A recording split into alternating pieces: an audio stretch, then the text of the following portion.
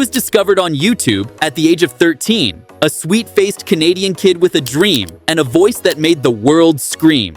Since then, Justin Bieber has made over $300 million, married a supermodel, flown private, bought a futuristic Rolls-Royce, and, oh yeah, thrown eggs at his neighbor's house. But lately, something feels different. Justin doesn't look like Justin. His eyes? Empty. His smile? Strained.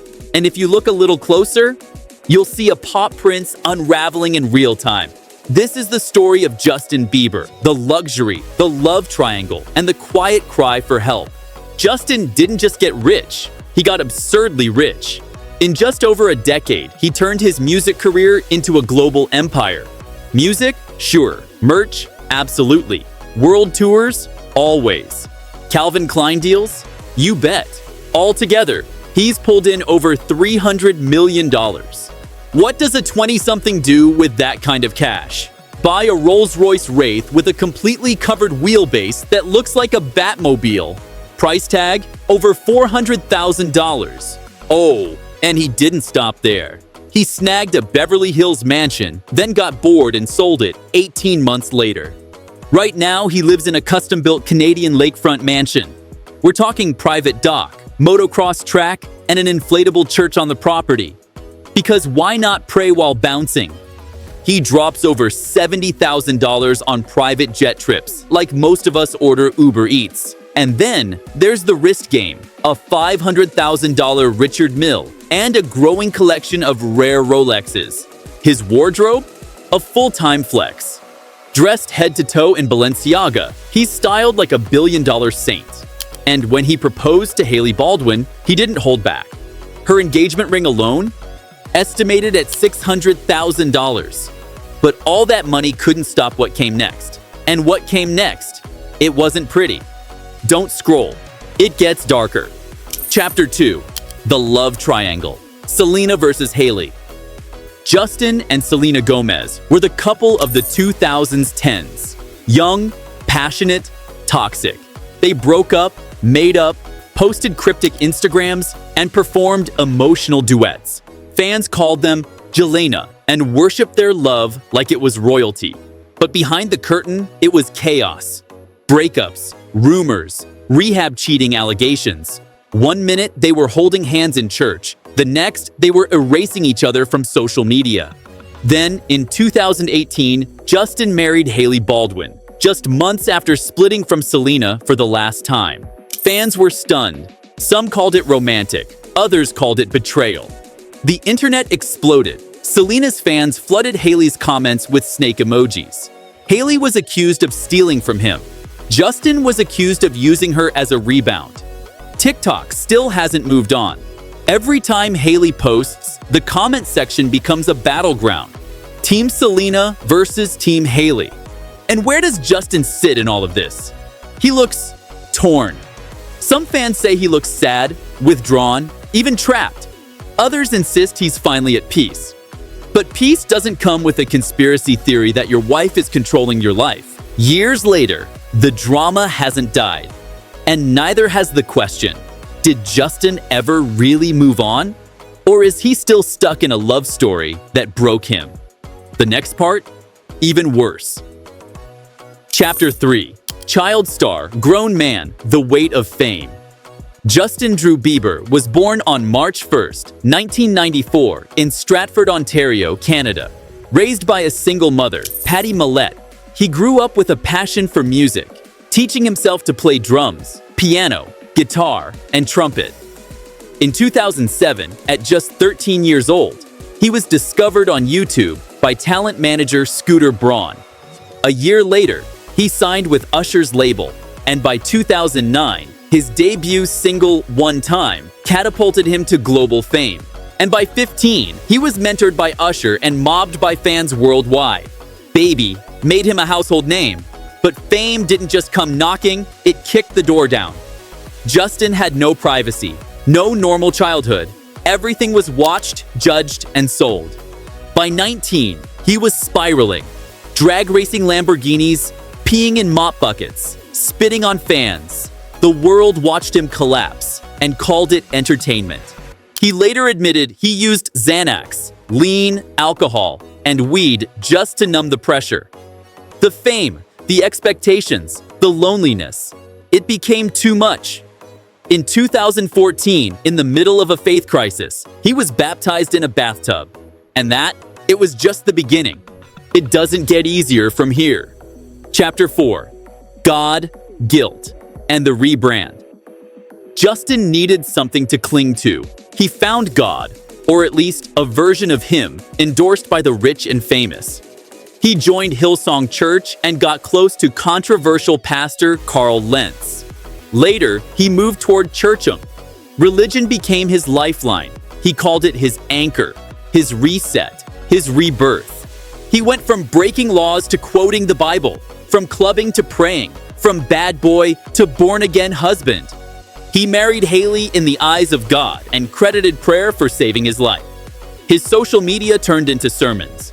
Grace, forgiveness, salvation, but not everyone bought it. Some said it was all PR, a calculated rebrand to fix the mess. Still, one thing was clear. Justin was trying to change. The problem? Change doesn't come easy when the whole world's watching you fall apart. And soon, the cracks began to show. Stay tuned. The comeback isn't what it seems. Chapter 5. The Comebacks and Cracks. Justin's 2015 album Purpose felt like a rebirth. It was emotional, honest, and massively successful. He had cleaned up, calmed down, and for a moment, it seemed like Justin was truly back on track. Fans hailed it as the comeback of the decade. A young man who had spiraled now standing in his truth, with every song sounding like a confession. Then came 2021's Justice. More chart toppers. Peaches. Ghost. Hits that lit up streaming platforms. But this time, fans noticed something different. Not the music, Justin himself. The energy, Office. His eyes looked distant. His interviews felt robotic. The fun, wild spark that used to light up the stage, gone. At live shows, he barely moved. He mumbled through songs, avoided eye contact, and smiled like it hurt. Public appearances were few and far between, and when they did happen, he looked pale, exhausted, and disconnected. Then, in 2022, the world found out why. Ramsay Hunt Syndrome. Justin posted a heartbreaking video. Half his face, paralyzed. The muscles wouldn't move. His voice trembled as he tried to smile to explain. Fans were shaken. They rushed in with love, with prayers. He canceled tour dates to recover. And eventually, he did. Physically, he healed. But emotionally, the spark never fully came back. The confidence, the joy, the light. It felt like something was still broken underneath the surface. And slowly, Justin started to fade again, retreating from the spotlight he once ruled. Chapter 6. Is Justin okay? 2024 to 2025. In the past year, the concern turned into panic. Justin's Instagram turned cryptic. Blurry pics, sad eyes. One photo showed him with a bong. Another, no caption, just dots. His face looked dazed. The comments flooded in. Is he okay? Where is Hailey? Who's helping him? Then came the strip club sighting.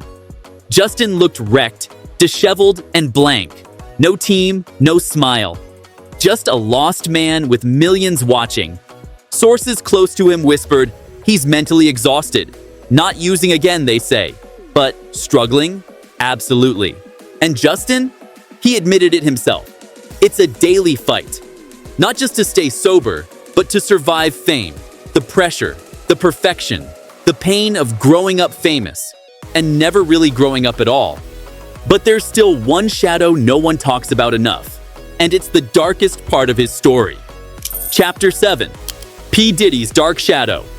When Justin was just 15, he was already inside Hollywood's deepest circles, and one name kept showing up next to his, Sean Diddy Combs.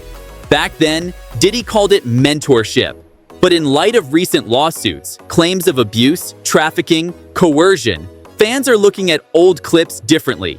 Justin, a minor, was seen in hotel rooms surrounded by alcohol, adults, and cameras. Videos show him on stage next to Diddy, being told, "You're part of the family now." But what kind of family lets a child into that world?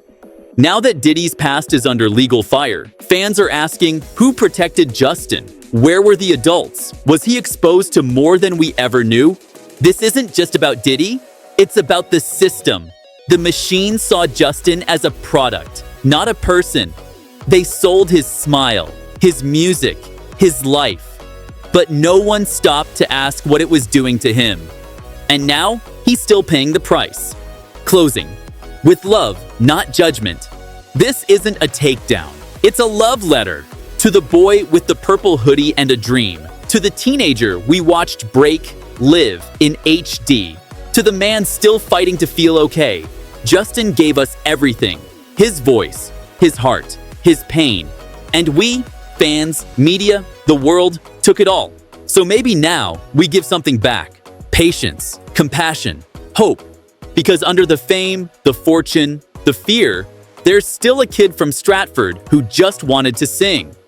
If you care about Justin too, drop a heart in the comments. Subscribe for more stories like this. Because at Cash or Crazy, we don't just spill the tea, we tell the whole truth. The gold, the gossip, and the grace.